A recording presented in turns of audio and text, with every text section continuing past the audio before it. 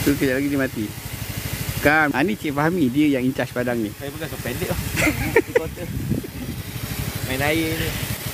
Berbeza dengan padang lain, sistem padang ni ialah dia ada pipe dia sambung keliling macam padang golf. Ni sistem yang betul.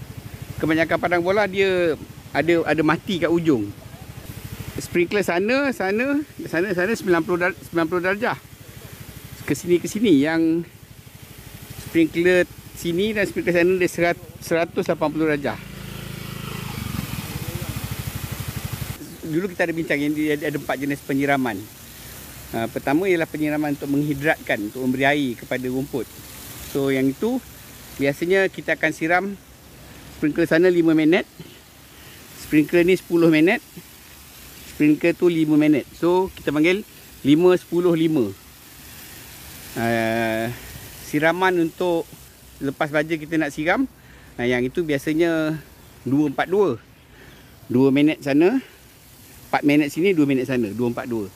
Dan kadang-kadang sebelum game ada tim yang diminta siram. Yang tu biasanya 2-4-2 juga ataupun 1-2-1.